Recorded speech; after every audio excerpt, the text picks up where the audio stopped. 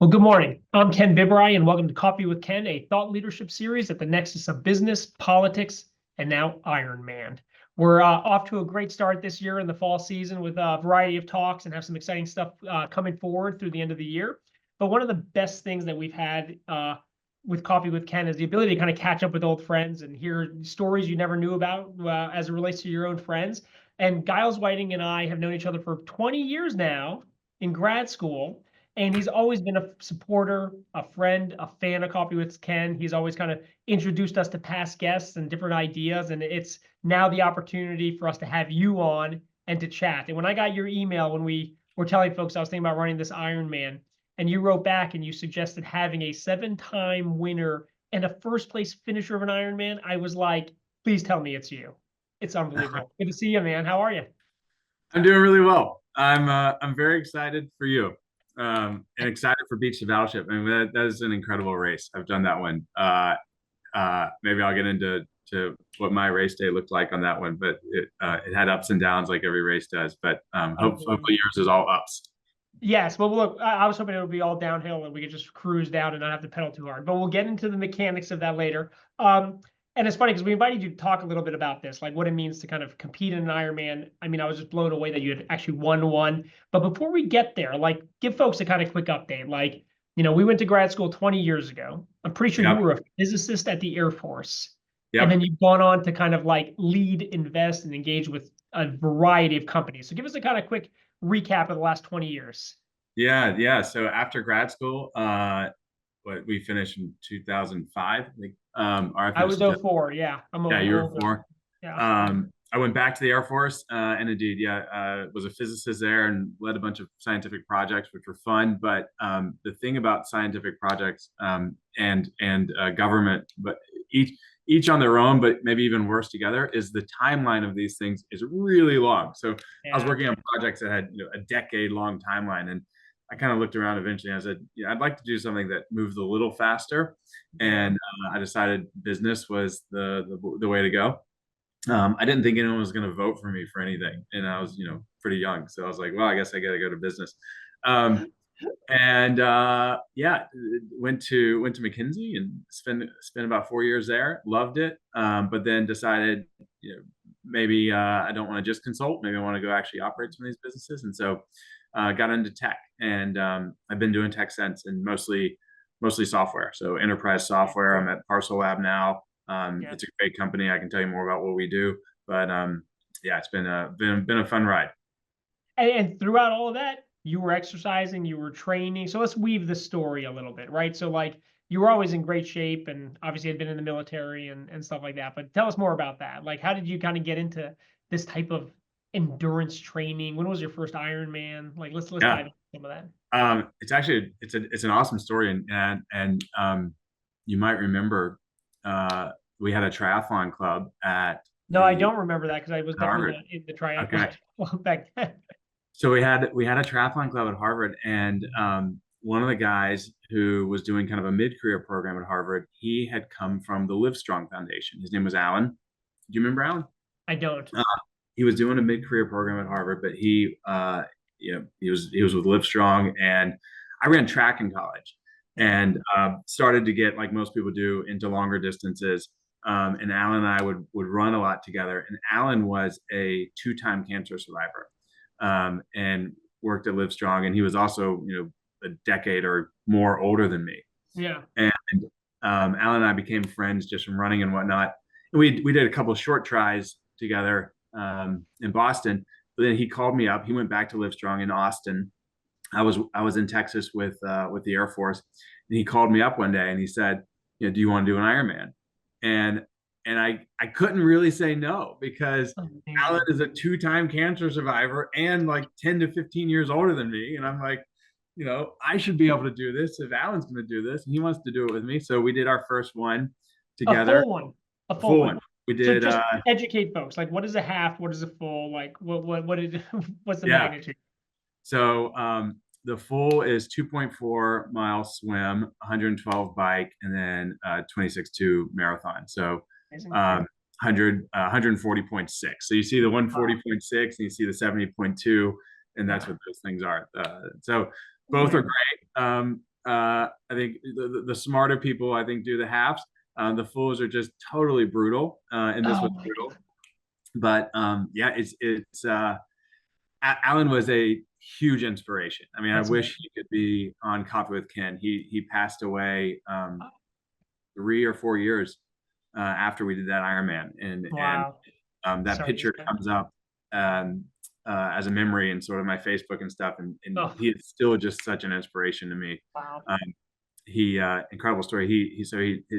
His cancer came back the third time, and just the type of guy he is, he didn't tell anyone. And Mm, the survival rate for his cancer was really low. He had already dodged the bullet twice. He didn't tell anyone when it came up the third time because he knew oh, this was so probably going to be the last one. And he had his 40th birthday party, and then passed away weeks later. It was tragic, but wow. what an inspirational guy! Just a And he got you into this. I mean, what a yeah, yeah, unbelievable. And then you yeah. just dove in, and I've been kind of blown away just kind of signing up for this half Ironman at the time commitment. I mean, the amount of effort that has to go into just the training of it. I mean, did you do that with your first one? I assume. I mean, you were a runner, but Yeah. you weren't a biker. I'll tell you, I've only done one as a married person, and I think part of the reason certainly is the time commitment is Yeah, nuts.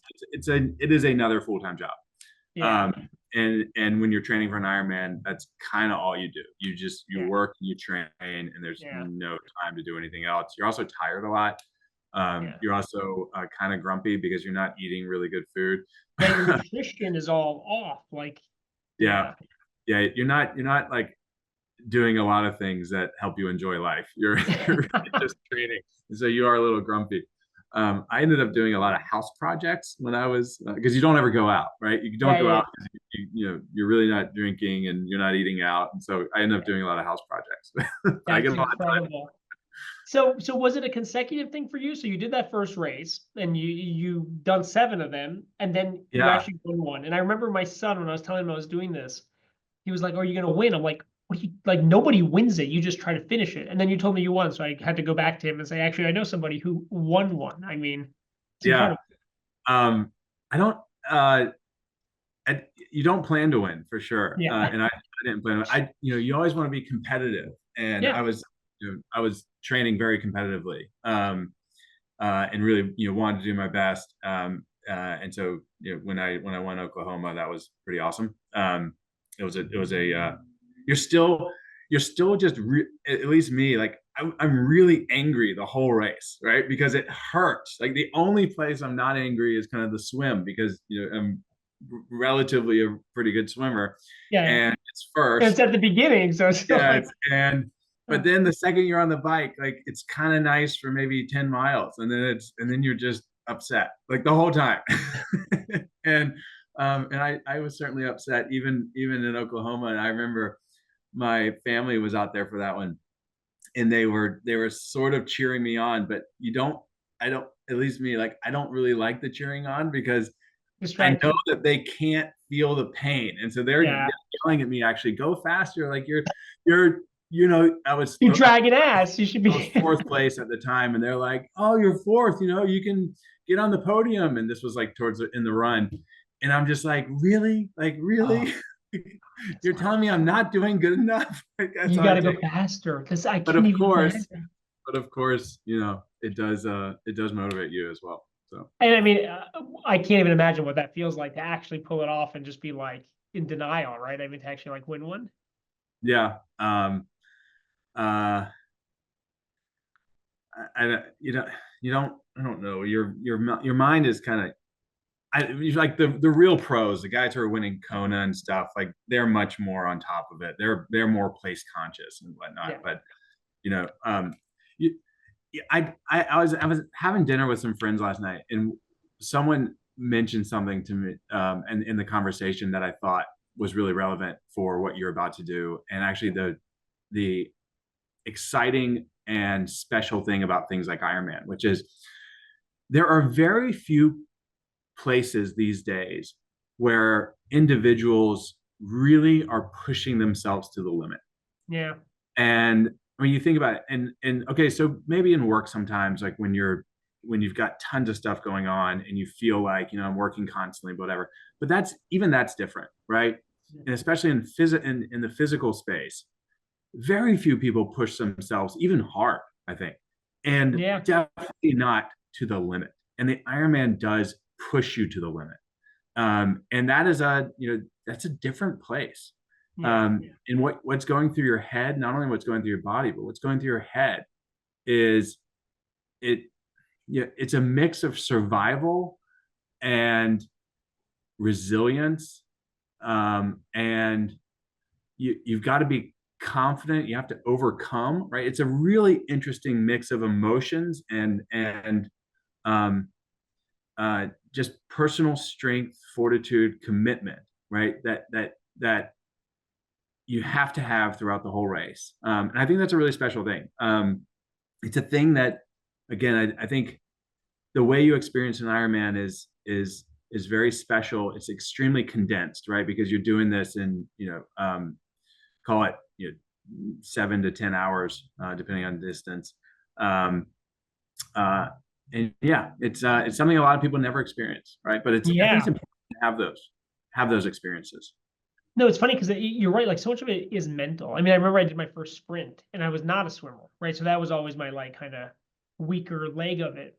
I remember being in the water on one of these and just being like, what am I thinking? Like how, like, where's the guy to get me out? Like this is not, and then while you're doing that, you're still going through the motions. Then, okay, it's like, oh, well, I'm already halfway there. Okay, well, I'm never going to do this again. This is so miserable. And then you get out and you're like, oh, wait, I just did that.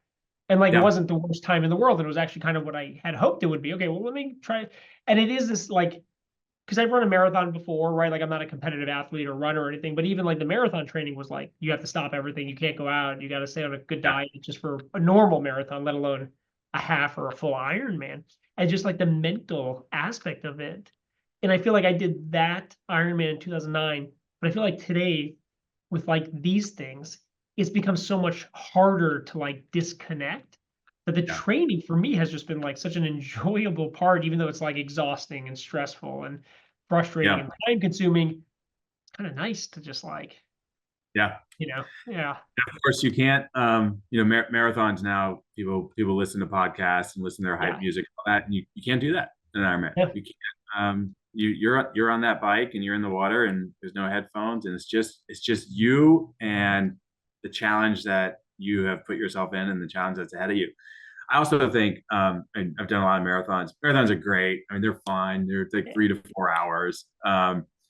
Ironmans are just they're so long, and Yeah, you it's crazy. finish I one could thing. never imagine like a full one. I mean, it's like, what is it, 10 hours or something like that? It's Yeah. like, So, yeah, I mean, the cutoff 17. I was always sort of right around that 10 mark. But you finish one thing and you're not done. You got I mean, more it's stuff. like longer than a work day. Like a work day, Yeah. like imagine like your entire work day is like, yeah, Yeah. that's yeah. Yeah. Yeah. Oh my God, fascinating. Now let's talk about how you integrate this stuff into like your day life, right? Like when you're training for something like this, you just establish discipline and kind of, focus, I think, and a mental approach. How has this like the training of your past like helped you in business with all these other endeavors and stuff like that? And I mean, you've been doing these races, mostly in the past, right? I don't think you're doing a lot anymore, but like, Yeah. different points in your career, how helpful or, harmful was it, kind of diving into the stuff? Super, super helpful. I think a lot of what it takes to do an Ironman is 100% parallel and applicable to what it Yeah. takes to be successful, not just even in business, like in life, right? And so what are some of the basics? Well, one is you have to show up and you have to do the work and be consistent in training, right? So an Ironman is not run or raced or well executed the day of. It's just like in business, it's all of the days before where you got up early, you had the discipline in your diet, you had the discipline in your workout, you pushed through, and that's the actual race is just the cherry on top, right? Yeah. It's it's the end. It's not even it's not the thing at all. It's kind of just the end of the whole journey. So that's one thing. I had this awesome cross country coach in high school, and I remember I was like in seventh grade or something, and I show up, and he was a very old man, and when you're a kid, you kind of you kind of don't take old people Yeah. seriously. But I remember so many of the things he said to me. And one of the things he said, I show up and I'm like, oh, coach, his name was Coach Johnson. I'm like, Coach Johnson, like, I'm not feeling very well. I think I need to skip practice today. And he says to me, anyone can run when they feel good. Mm, He's like, it wow. takes a real runner to show up and run when you're not feeling good. And I remember that. And I remember a bunch of things he said to me, which are all, it's a mix of funny and actually good advice. But I remember that, like, to this day, like, Yeah. anyone can do it when they're feeling good. Anyone can do it when you feel like, oh, I got a great night's sleep and I'm like, Yeah. Every temperature's perfect, like everything's yeah, good. those are the easy days to do it. It's Yeah. the hard days, which is probably the second thing about Ironmans I think is applicable to business is you just have to push, right? Like, you have two options when you're racing, and you are going to be terribly uncomfortable and in tons of pain. And your options are to quit or to keep going, right? That's it. You only have two options. And by the way, Binary. Yeah. you can pick Yeah. either one. Yeah. You can quit or you can keep going, and it's 100% up to you. Yeah. And Chris. in business, it's the same way, and in life, it's the same way. Like, there's going to be challenging stuff. There's really painful stuff, and your options are to quit or to do a mediocre job, or to Yeah. phone it in, or to push. Yeah. Yeah, it's funny. um Whenever I talk to like our junior brokers, colleagues, young people, right, for advice, it's like, from my perspective, it's never about like the financial analysis or like the cold calling skills or any. It's just like the stamina and endurance. Like, are you building set principles you're building upon, right? And like, we both love government and politics, and I kind of viewed this.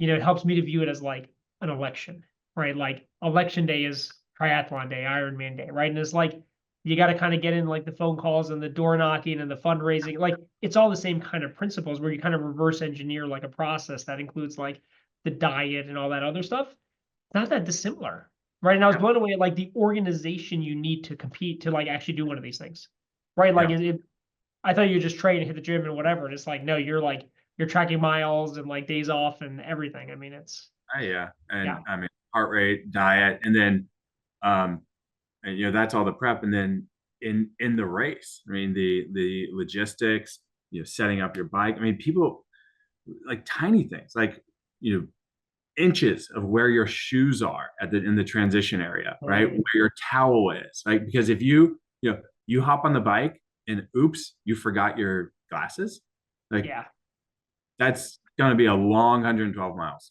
right? yeah, Or your sock has a fold, right? yeah. Like, not Sucks. going to work, right? I mean, Yeah, these are really small things, but you got to yeah. get these things right. I've been kind of really impressed by how helpful it was to have a coach through this. I have a buddy in my neighborhood, Tim Schnell, who's a former Marine, and he's kind of done these, for fun and competitively, and now is kind of taking on, helping other people. And I mean, did you have coaching? How did you kind of get through your training just in Yeah. the past? And I mean, are you a coach now? Do you help other people? I mean, you've obviously given Um, me some good advice already. So Thanks. Hopefully, it is good advice. I mean, the number one advice I would give anyone, and I'll get to the coaching piece, is just sign up, right? Just sign up. People always ask me, I want to do a marathon. How should I do a marathon? And I say, here's the it's website. yeah. You sign up for one, and then you tell all your friends you're going to do it, right? Because then you are locked in. Then you I have to know. do it. If you want Yeah, to know how to do a marathon, if that's like one of your goals, sign up and tell everybody that you yeah, know that you're doing it, because then you're locked in, right?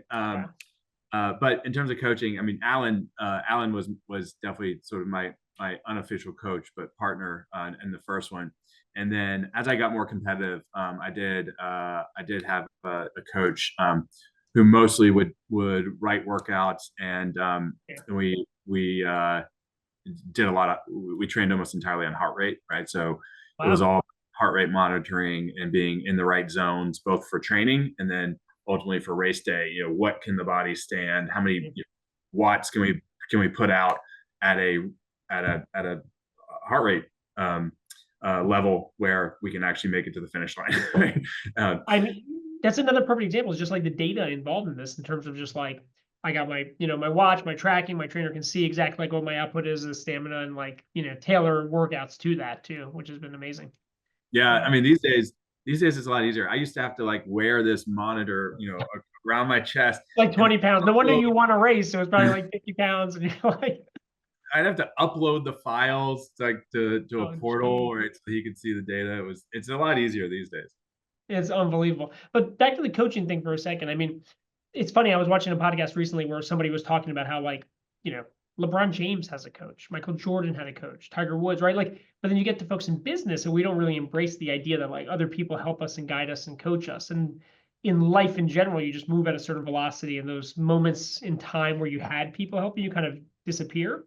So for me, Hmm. just like even going through this exercise and having somebody holding you accountable, guiding you, talking to you, I've seen kind of even the benefits of that. So my question is kind of a little more broadly about just like business in the private sector. And like, do you see coaching value, and do you kind of feel like maybe in business people aren't really leveraging the idea of, and maybe not mentors, but like actual coaching support, right? Like that's kind of been on my mind lately, just like looking around my office and young people and talking to people, like no one actually pauses, and you kind of feel like it's a negative thing if you're asking other people for that kind of advice. Yeah, I think I know two coaches, and they're professional coaches, really well, and I'm lucky that I think they sort of, without a formal engagement, they give me a lot of coaching, and I rely on them a lot. And then the other thing that, I think you know about this. Um, I've got two other really good buddies who are both CEOs, and Mhm. we talk about business and what's going well and what we're struggling with a Yeah. lot. And these are guys who I've known for 15 plus years. They're also both Ironmans.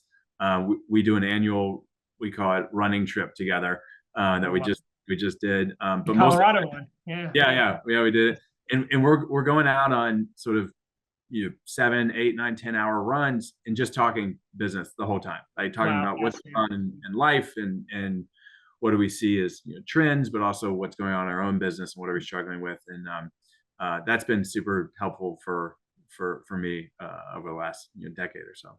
Yeah. And talk a little bit about that kind of the mental health, the kind of clarity, that you got from this type of training and exercising. I mean, because I've definitely seen it. It's just kind of I drink a lot of coffee. I'm over caffeinated. I'm a little hyper, right? Like so I'm always kind of on the move. And these exercises and trainings have forced me, like when you're in the pool for an hour, or you're biking for 3 hours, or you're running for like you can't do anything. You're not taking calls. You're just like checked Yeah, out. But it's at the beginning, it was so hard mentally for me to kind of be like, I gotta do this for 2 hours. Like I got right. stuff to do versus like now it's kind of like I look forward to that kind of Yeah, downtime. So I think different people have different ways to get some of that clarity, and some people meditate, some people um, do silent retreats, whatever. But I think for me, it's always I've found that type of benefit from exercise and yeah. long runs. One of the guys who I'm a huge fan of, and I'm sure you follow him, Ryan Holiday, who does a lot of the Stoic stuff. Mhm. He does long swims, right? And he gets a lot of clarity and just some mental space from when you're underwater. Like now they make underwater headphones, but I've most seen that. I'm getting Instagram targeted. It's annoying. Yeah, I'm not gonna yeah, lie. but most of the time it's just great to have Yeah, zero distractions, and it's a different type of peace than we are used to, especially now with screens everywhere, and yeah. phones going off 24/7, right? My phone's gone Yeah, off like 20 times just during this conversation, right? I It's just know. Yeah, I turn mine off just so I don't get distracted. I mean, it's crazy. But wait, tell us. So you're not doing any more competitive racing? Like, how are you staying busy? I'm doing a lot of competitive racing, Yeah. but not so much Ironmans Okay. anymore. Although in that last running trip, which I did less than a month ago, me and my two buddies both said, or we all said, maybe we'll do one more. Maybe we should do one, Amazing. right? Is there one that you haven't done, or one that you loved, or one that you wish you had done? the only one, here's the thing with me and Ironmans. Every time I finished, I was like, this is my last one. I hate this. I'm in so much pain. So that being the case, I never did Hawaii. And I think Uh, I would, if I do one more, I would do Hawaii. And I won't do two. I won't do one to qualify and then Hawaii. I would just, sign up and do the foundation round. Oh my God. All right. Any last minute like advice, if being a week out, like final things to kind of keep in mind, think about for the next week? Yeah, like I'm sure you've got your nutrition plan Yeah. totally under control. Get a great night's sleep. Try not to take it too seriously because Yeah. it's going to be painful. But you're an endurance athlete, Unreal. and it's all Has mental. said no one ever, but apparently now it's becoming a thing. So we'll see. As you said, it's 100% mental, like most things in life, and it's all Yeah. about your outlook. And enjoy it.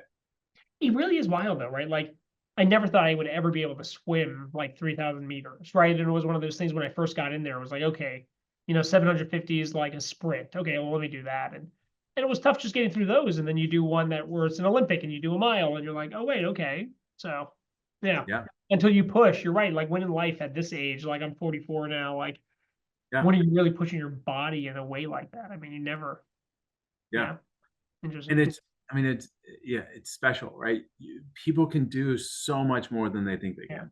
that's um, amazing. and an Ironman, and I love seeing if people, whatever time like people finish, I just love it. And it's probably the most, actually, here's my last piece of advice, like stick around the finish line. So after you finish, don't just go back. Yeah, you got to clean up, etc. But stick around the finish line and watch those people that are finishing towards that cutoff time finish, because they It's are, inspiring.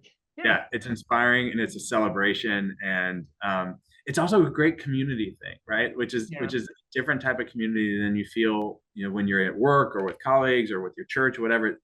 This is a different type of people that yeah. you feel very close to despite never having met them, right? And you'll celebrate and you'll hug it out, and it's awesome. I mean, I'm so remiss that this was the excuse we used to get you on Coffee with Ken because I have like 1,000 other business questions, but we'll save them for a next one because I think this was exactly what I needed and wanted to force all my viewers to kind of enjoy and see firsthand. But Giles, I mean, I've always appreciated your advice and feedback.